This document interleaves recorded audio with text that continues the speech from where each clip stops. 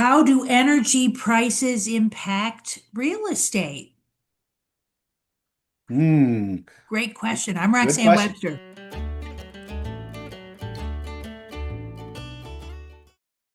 And I'm Keith Alba.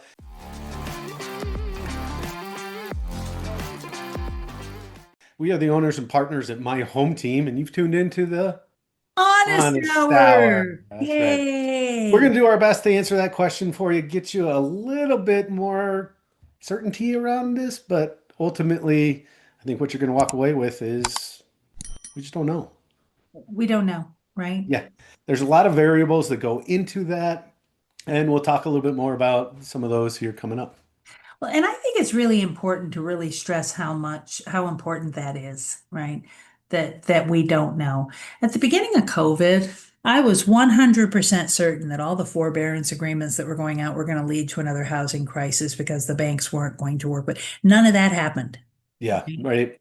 There was, speculation on all sides, and there was some people that were saying absolutely it's going to tank it, and others are saying, no, it'll be fine, we'll be good. And ultimately, it kind of landed on the we'll be good. But That's right. again, there is no crystal ball in this sort of stuff because of the number of variables that involved in the overall housing market, it being geographically important too, because different states are probably going to affect or feel different effects based off of how they're positioned and what their main economic props are. So, I kind of, when I chunk down the potential impacts, short and long term in all of these categories, I'm seeing the impact of higher energy prices on construction, on jobs, and on inflation, right? Yeah.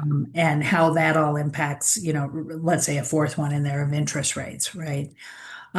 So if we look at, maybe we can talk for a few minutes just about the impact of higher fuel costs on energy costs on construction, and then we can talk about kind of the differences between whether or not that's short or long term. But if fuel is more expensive, what else does that touch, Keith? Well, I think we should back up a little bit and take it even a higher piece if oil is more expensive, right? Because That's right. oil will give us fuel, but oil is also used in a lot of different construction materials, That's right? right. Or in the manufacturing of those construction materials. So the bigger over envelope or the umbrella over all of that is those oil prices, which does lead to more fuel, which is going to cost the building materials more to land in, the different areas because they're not being all being made in Denver area. So they got to be transported in. There's going to be additional costs for the contractors to get to the different sites and the different things along those lines from the fuel. But you can expect if these oil prices stay higher, things like roofing materials. The shingles use a petroleum-based stuff that is all oil derivative. So there may be additional costs for the materials there, plus the cost of manufacturing, because those manufacturers are also going to be experiencing the They're higher also fuel using costs. energy, right? Right. So it's all kind of So all you're wrapped. building a roof shingle, for instance, and the roof shingle itself has got a petroleum product in it. So the one of the ingredients of making your roofing shingle is more expensive. And then the plant that's making it uses fuel to keep the lights on in the machines, and that fuel is more expensive. And then the trucks that you're putting it into have to transport it out to my house to put the roof on, and the fuel is more expensive, right? So it kind of has several knockoff effects on the entire supply chain right up to where that product is used. That for the roof, that for the lumber, that for the steel, that for the brick. It fuel costs, the cost of oil impacts the whole food chain of that construction, not just what we think of, which is, what we see at the pumps. Yeah, gas is not just what you're putting in the cars out there. It touches a lot more pieces of that chain, like you were talking about. And so the question is, how long are we going to see this elevated oil price, right? That's right. Is this going to be a short-term conflict? Or maybe it's a longer term conflict, but they're able to figure out the Strait of Hormuz and getting that freed up to allow the flow to start back up again, we could see a quick drop off of those oil prices, which it's a short blip, a minor like increase over the long period of the stuff. Or, the alternative is that it gets worse. Oil price continue to be driven higher, and we're going to start seeing that ripple effect of those costs starting to show up in the end product, which is the housing. Well, and I think that we probably see some ripple that happens regardless of the duration of this conflict, Well, right? I think ultimately what we're going to see is a slowdown of construction starts, I think which so too. means less the supply is getting delivered into the market, right? And then we're still in a housing shortage in the Denver area. It Yes. exacerbates that. Yeah, yes, housing's sitting a little bit longer. It's taking a little bit longer to go under contract. But what drove these appreciations over the last, 5, 6 years prior to last year was the housing shortage. And if construction slows down significantly, it's just going to start widening that gap of the housing that we need versus the housing that's already constructed, which could put upward pricing pressures on things out there. Right. So it could make it, this is no friend to the affordability of housing stock is the long and the short term. And that, boy, um, if I had the magic wand to go with my crystal ball, right? And could just dump a bunch more housing stock into the market. But we can't. And if we have, it seems like the best case scenario that this is short, right? If they get the strait opened quickly, right, and that you start seeing the fuel transporting at its full rates. In a way, it almost the potential of it flooding the market with oil, which could drive those prices down. But in between now and then, supply chains. It used to be that you built a bunch of stuff and put it in a warehousing and you used it, right? And one of the efficiencies that we've seen with over the past decades is that we live more in an economy where people build as they need, right? They keep much lower base inventories of stuff. So something that's become much more expensive this week, there's going to be some degree, some inventory of products that are being built at that adjusted higher cost that ripples through regardless of how short this conflict is, right? So, and what will be very interesting to me to see is, some of the inflationary pressures we saw over COVID supply chains, um, did not break the hearts of the manufacturers and the businesses that benefited from them. And once the crisis was over, they didn't reduce their prices, right? Right. It So was either increased prices or shrinkflation, right? Where they're keeping the prices the same but delivering less amount. fewer chips in that bag. That's Yeah. right. Yeah. And they So and that, they absolutely, to your point, neither have rebounded back to pre-COVID and supply chain pressures. They're sticky. yeah, they're sticky. And when you think of an economy, um, uh, a nation's economy, a city's economy, a personal economy, right? Those things, if you think of what it looks like to pay off that $5,000 credit card bill in your world, right? It takes a while, right? And take that times a city, a state, a country, and in this case, a globe. That's like you can't turn that ocean liner on a dime, right? Right. So the impacts of this will take some period of time. Um, it gets more sticky and permanent the longer this thing lasts. But so I think that's a good first topic. Yeah. Yeah, The fuel oil pricing is definitely causing some hesitation in the market here in the Denver area, I would say for sure. right. Um, and then that leads into what you were kind of talking about, which is inflation, right? That's right. higher costs at the pump, at the grocery stores, at that sort of stuff affects buyers' budgets, their willingness and ability to purchase houses. It's So just their there's, budgetary constraints, right? yeah. And as inflation sticks around, right, you're not going to see mortgage interest rates dropping. That's So, right. as we've seen, we did have a little blip down, but then because of the conflict, now they bounced back up just over 6% now. And if this drags on and inflation starts creeping up, we're likely to see them stay where they're at or increase, Or even right? increase. That's Yeah. right. That's So right. Because if you all of look at when that, you've got inflation, right, it means that things are too hot.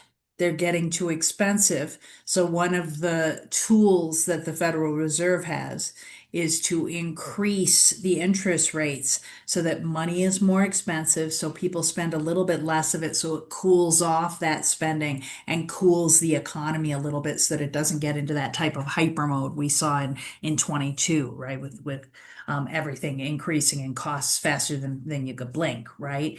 But then that, if you're a buyer and the cost of money goes up by half a point or a point, that's going to cut out some number of buyers who today could afford a property, a payment, who, if the rates went up half a percent or three-quarters of a percent, couldn't anymore. So it impacts people, certainly those interest rates, if inflation starts kicking up. It impacts them from two directions. Not only does the cost of money potentially get more expensive, but the cost of the good they're buying is getting more expensive just by the inflation itself, which is in part being fueled by the cost of construction and lack of inventory, right? It yeah. kind of all fits in together like a That's Rubik's. why it's, all these variables, and these are just a few of the things, That's right? right. I would say that the flip side of the coin that I think would be, good for or a positive for the economy in Colorado if this thing drags on, is we have a lot of businesses and contractors that are out there that are in and around surrounding the either aerospace or um, the defense pieces. When you start thinking looking at Lockheed Martin or some of those other things, as if this does drag into an extended conflict, there's likely going to be additional contracts that are awarded to these companies, which is going to be potentially mean they're going to get into a hiring spree or bringing people into the area based off of the need for additional workers here, which could then affect that reduced supply that we're talking about right now, put more pressure on a smaller amount of homes that are out there, and we're kind of back into seeing those housing prices increase. That it's so interesting. Um, I think about a conversation I had with a client recently. He was looking at a townhome that had been last bought about a year ago for, I want to say 600,000. And I thought they had relisted it a year later at 570. And I thought, given the data, that they might be able to get it for five and a quarter, right? So it lost $75,000 in value in a year, right? And my buyer was very nervous about this. He said, is it going to continue losing value, right? And maybe, right? But it's now below value. If you take a look at the annual appreciation, that trend line of 4%, this thing is well below that right now. So he's buying it at a discount.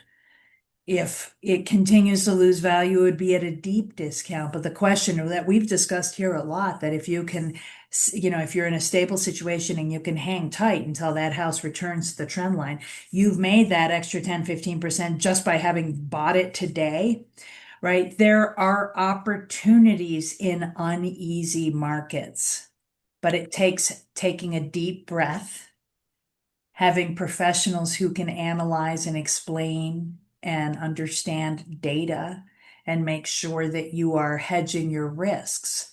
If you're not sure that your job is stable, no way you should be buying a house right now, right? Right. But if you are stable, we are finding that there are buyers who need to buy right now, but they're doing it more slowly because they're nervous. And there's sellers who need to sell right now, and they're doing it more slowly because the buyers are more nervous, right? So um, there's still real estate being transacted, and there are real opportunities right now for the buyers, which however long this conflict and the energy costs associated with it directly stay high, it means long-term worse news for buyers than for sellers, I think, right? Because if inventory is continuing to have pressures, we have more and more pressure on inventory, less and less pressure. I mean, less and less inventory. That just means that, and pressures of higher interest rates, those are things that impact the buyers directly and make it harder to cross that barrier of entry. That's to say that if you're thinking about it, I'm not saying you jump right in with both feet and buy a property right now. I do say if you're fearful about whether or not this is the right time, it's worth having a conversation that's really unique to your circumstance, discuss risk factors, because it could be a great opportunity for you. Or Right.